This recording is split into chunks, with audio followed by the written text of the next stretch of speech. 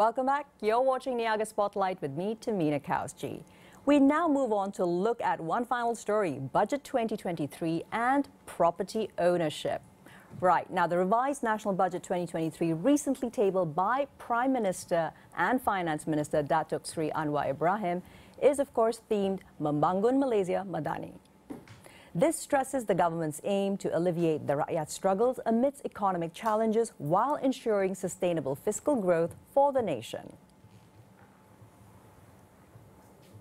The aim is to bring forth a humane economy with 6 core pillars: sustainability, prosperity, innovation, respect, trust, care, and compassion.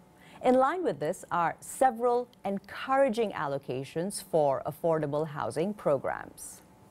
Firstly, there is 389.5 million ringgit to build People's Housing Project, PPR, as well as People's Rented Housing Programs.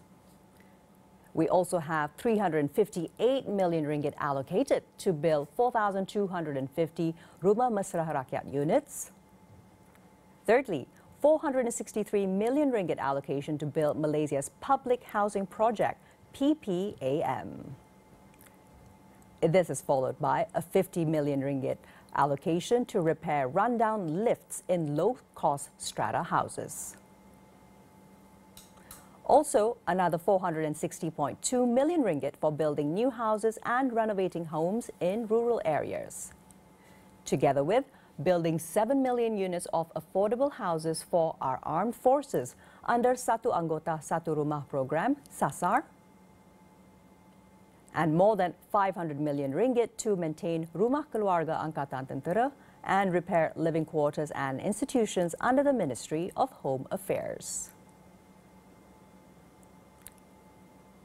Right, let's now listen to Shirley Tan, TWL Holdings Managing Director, speaking to Niaga AWANI about the group's commitment to delivering not just affordable housing projects that target the local community, but in order to also further support some of the aforementioned government initiatives under Budget 2023 to build and provide affordable houses. Over to Shirley.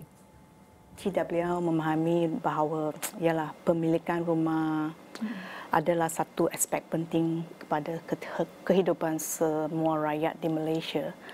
Dan yang the most problem that they are facing is mendapatkan pembiayaan perumahan. Okay, so kita sedia membantu rakyat, okay, memiliki rumah dengan cara yang mudah dan cepat. Di mana kebanyakan institusi kewangan sekarang menyokong usaha kerajaan dengan memberi 100%, okay, pembiayaan rumah mampu milik.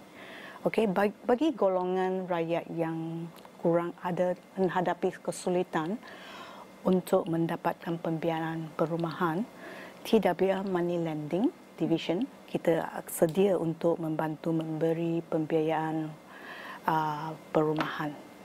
Okey, selain daripada itu usaha kerajaan like Prima, okay, they have their website where the pembeli can register that, alright, and then can own the house of affordable housing. Okay, other than that, like Rumah Selangorku, okay, juga dia boleh pergi ke website Kerajaan Selangor sana and register their intention and interest to buy this affordable housing. Okay, so once they already register their interest, so the developer will get the list from Prima Malaysia atau Kerajaan Selangor, okay, dan kita akan memilih lah, okay, rakyat-rakyat yang pembeli-pembeli yang have interest to buy those affordable housing, and then we also help them to arrange the financing for them, alright, that where they can get 100% loan. So they don't have to come up with any money, and then they can own a house of the range of 250,000 at a strategic location as well. So that is the initiative that the government is doing to help the Rakyat Malaysia to own a house in Malaysia. Meanwhile, for first-time home buyers, some measures announced in the October budget have actually been maintained as follows. Of course, firstly, full stamp duty, which is exemption for homes priced 500,000 ringgit and below. There is also a 75% stamp duty exemption for homes priced between 500,001 and 1 million ringgit. Furthermore, the Housing Credit Guarantee Scheme has been allocated 5 billion ringgit to assist up to 20,000 borrowers with no fixed income from the gig economy with receiving loans. Now, this is a significant increase from the 3 billion ringgit budgeted way back in October. Right. So, of course, this has been Niaga Spotlight's main headlines for the Rakyat's most pressing issues that have been happening, all the way from flood recovery and Malaysia's energy transition to, of course, maintaining no GST, according to the Prime Minister, as well as ensuring more affordable housing for a wider intersection of Malaysians.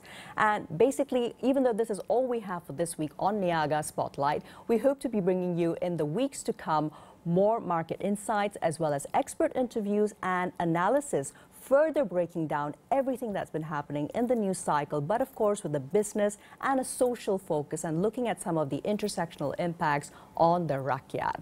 It's been an interesting week so far, and thank goodness it's already Friday, as they say. I'm Tamina Kausji, and thank you so much for joining me in the meanwhile. We look forward to seeing you next Friday at 9:30 a.m. right here on Niaga Spotlight.